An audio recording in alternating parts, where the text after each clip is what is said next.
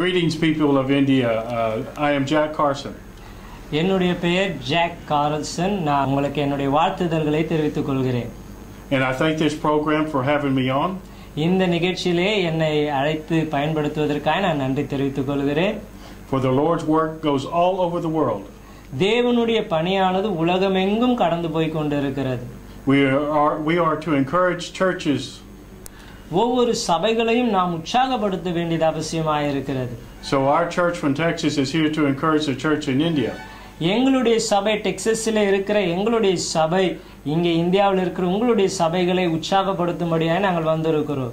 And of course the churches of India to encourage us. அதே விதமாக இந்தியாவில் இருக்கிற உங்களுடைய சபையும் எங்களுடைய சபைகளை உற்சாகப்படுத்த வேண்டும். Of course there's only one gospel, and that's the gospel I want to speak about. ஒரே ஒரு சுவிசேஷம் தான் இருக்கிறது. அந்த நல்ல செய்தியை தான் உங்கள் மத்தியிலே சொல்லும்படியாக நான் வந்திருக்கிறேன். It's the glory of the man who was on earth. தேவனுடைய மகிமையை வெளிப்படுத்தின அந்த ஒரு மனிதனை குறித்து. And his name was Jesus Christ. அவருடைய பெயர் ஆண்டவராகிய இயேசு கிறிஸ்துவாகும். He did many signs, wonders and miracles. அவர் அநேக விதமான அற்புதங்களையும் அடையாளங்களையும் இந்த பூமியிலே அவர் செய்து கொண்டே இருக்கிறார். His testimony is in this book of the Bible. அவர் செய்த காரியங்களை சாட்சியாக வேதாகமத்திலே எழுதப்பட்டிருக்கிறது. And I want to speak on two aspects of his teachings. அவருடைய போதனையிலே ரெண்டு காரியங்களை உங்கள் மத்தியிலே நான் பகிர்ந்து கொள்ள விரும்புகிறேன். All of us are familiar with physical healing. எல்லாருக்கும் தெரிந்ததுதான் சரீரபூர்வமான சுகத்தை அவர் கொடுக்க முடியும். But even more important, there's spiritual healing. ஆனால் அதை காட்டிலும் ஒரு முக்கியமான சுகம் எது என்றால் நம் ஆவியிலே சுகம் பெற்றவர்களாக இருக்க வேண்டும். So let us go to the New Testament of Luke. ஆகவே புதிய ஏற்பாட்டிலே லூக் என்ற சுவிசேஷத்திற்கு திருப்பிக் கொள்வோம். And by the way, Saint Luke, who wrote this, was a physician or a doctor in his time.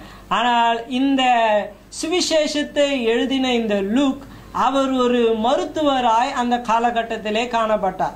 So when we go to Luke 4, லூக்கா சுவிசேஷம் 4ஆம் அதிகாரம் verse 16, 16ஆம் வசனம், it says, he went to Nazareth where he had been born and brought up. தாம் வளர்ந்த ஊராகிய நாசரேத்துக்கு அவர் வந்து, And on the Sabbath day he went into the synagogue.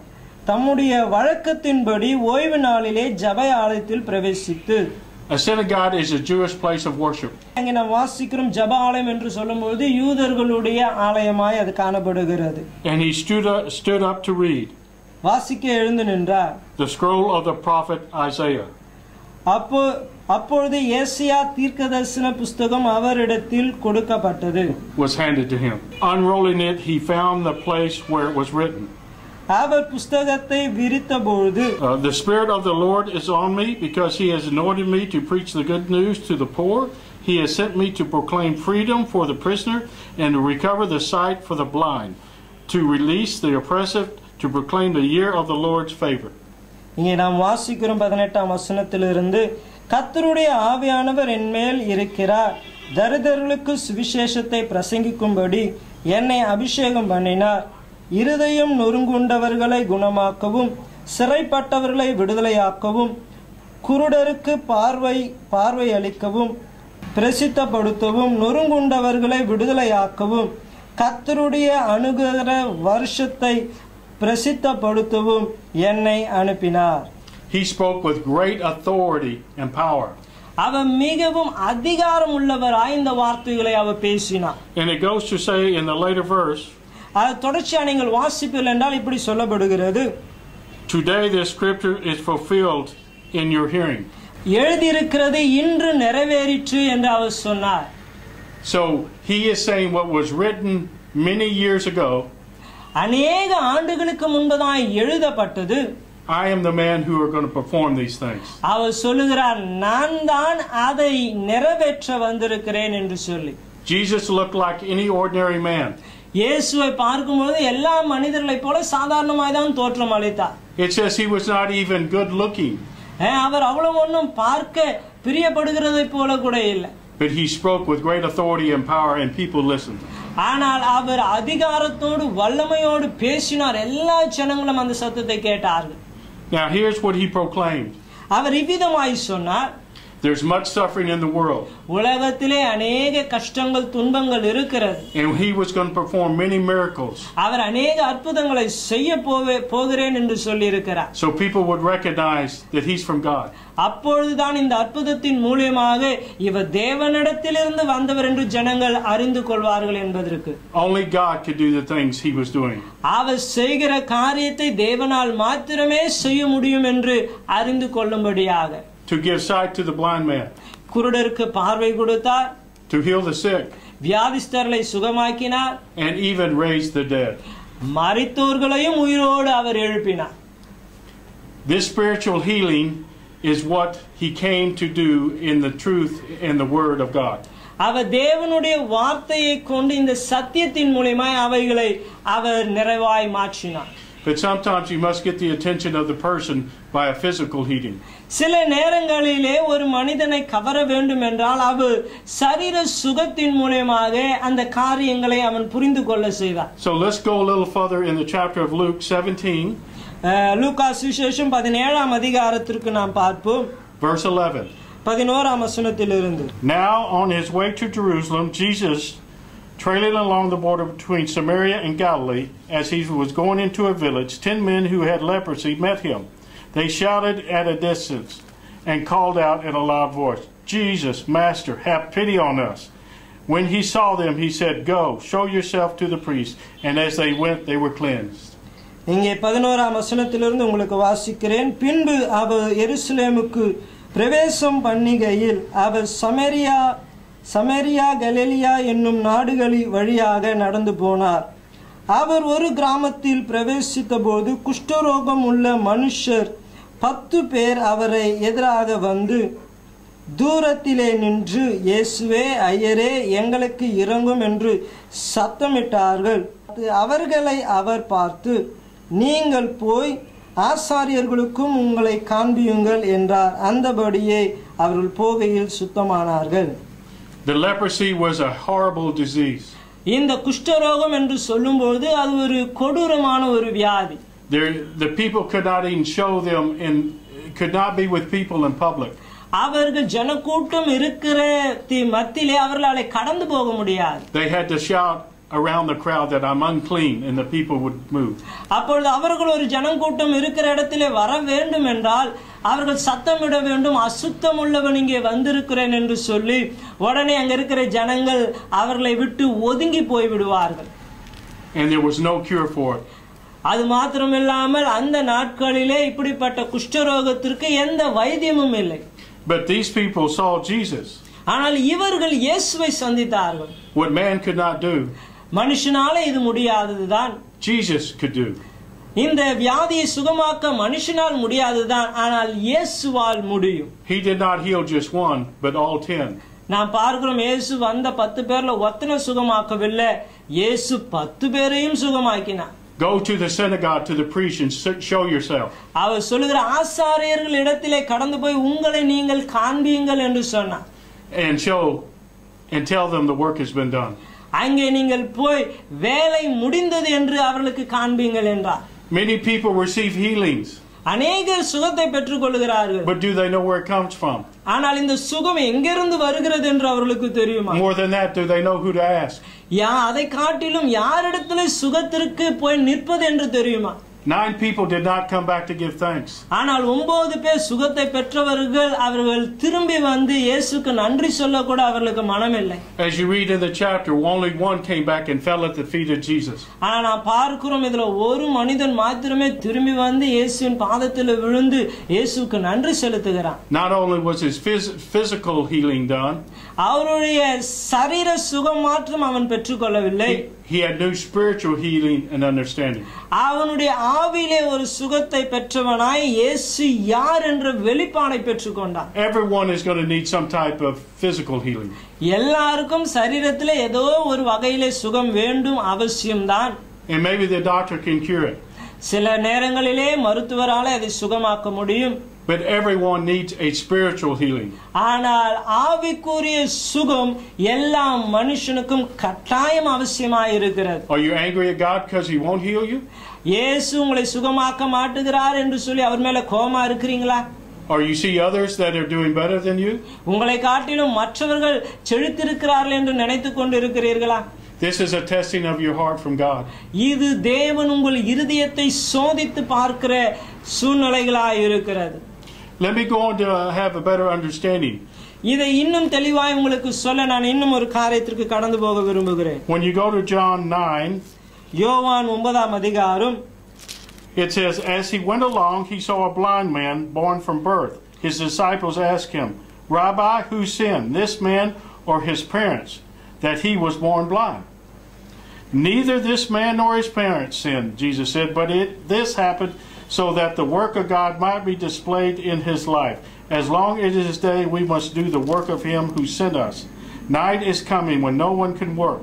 While I am in the world, I am the light of the world. 1லிருந்து 4ஆம் வசனம் வரைக்கும் வாசிக்கிறேன். அவர் அப்புறம் போகையில் பிறவி குருடன் ஆகிய ஒரு மனுஷனை கண்டார். அப்பொழுது அவருடைய சீடர்கள் அவனை நோக்கி, ரபி, இவன் குருடனாய் பிறந்தது யார் செய்த பாவம்? இவன் செய்த பாவமோ இவனை பெற்றவர்கள் செய்த பாவமோ என்று கேட்டார்கள். இயேசு பிரதியுத்தரமாக, அது அவன் செய்த பாவமும் அல்ல, அவன் பெற்றோர்கள் செய்த பாவமும் அல்ல, தேவனுடைய கிரியைகள் இவ்விடத்தில் வெளிப்படும் பொருட்டு இப்படி பிறந்தான்.